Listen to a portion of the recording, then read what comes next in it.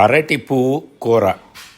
సాధారణంగా మీరు అరటి పువ్వు చూసారో లేదో, కానీ అరటి చెట్టు మొత్తం ఉపయోగపడేదే. ముందు పిలక వేసి పెద్ద చెట్టు అయ్యి గెలలాగా వస్తున్నప్పుడు పువ్వు వస్తుంది. ఆ గెల మొత్తము ఎదగాలి అంటే ముందున్న పువ్వు ఆ గెల పూర్తిగా అయిన తర్వాతన ఇంత మిగులుతుందన్నమాట. అది కట్ చేస్తేనే కానీ అరటి గెల మొత్తము ఎదగదు. మరి ఇలాంటి పువ్వును సాధారణంగా ఎవరు వాడరు. కానీ ఈ అరటి పువ్వు కూర చాలా పోషక విలువలు కలది, అందరికీ ఉపయోగంగా ఉంటుంది. ఇప్పుడు ఈ అరటి పువ్వు కూర ఎలా చేస్తారు, దాని పద్ధతి చూద్దాం.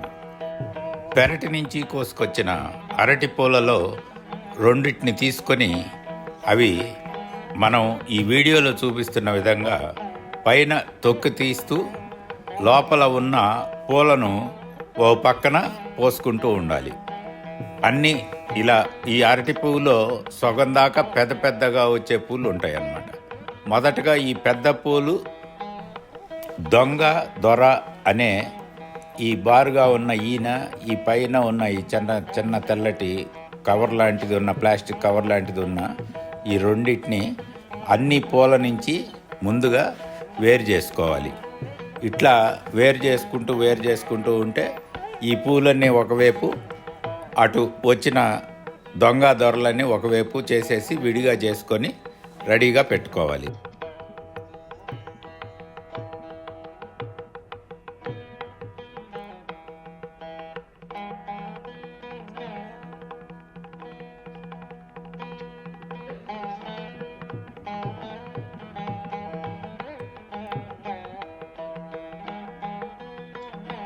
మరి చివరికి వచ్చేసరికి ఈ పూలన్నీ చాలా చిన్నవిగా ఉండి ఇక తీయలేని పరిస్థితిలో ఉంటాయి.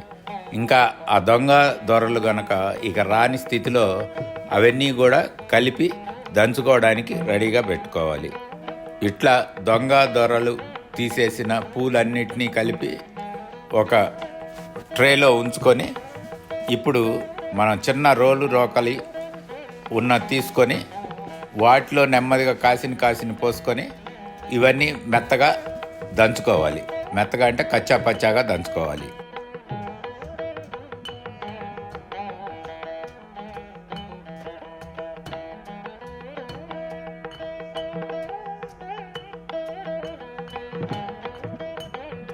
ఈ దంచుకున్న మిశ్రమాన్ని మళ్ళీ ఇప్పుడు కాసిని నీళ్లు పోయాలి. మంచినీరు పోసి దాన్ని ఈ వీడియోలో చూపిస్తున్న విధంగా పిండేసుకొని ఒక పళ్ళెల్లోనో ఒక డిష్లోనో పెట్టుకోవాలి. ఇట్లా నీటిలో నుంచి పిండి తీసిన ఈ మన తొక్కుకున్న పూల గుజ్జుని ఒక ప్లేట్లో పెట్టుకున్నాం కదా, ఇంకా మనము దీన్ని తిరగమాత వేసుకోవటం అన్నమాట.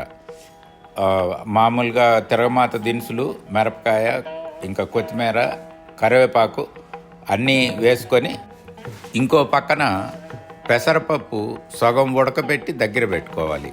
ఎందుకంటే ఈ కూరలో తిరగమాత వేసి పెసరపప్పు కూడా కలిపి చేసుకుంటే ఇంకా కొద్దిగా రుచిగా ఉంటుంది.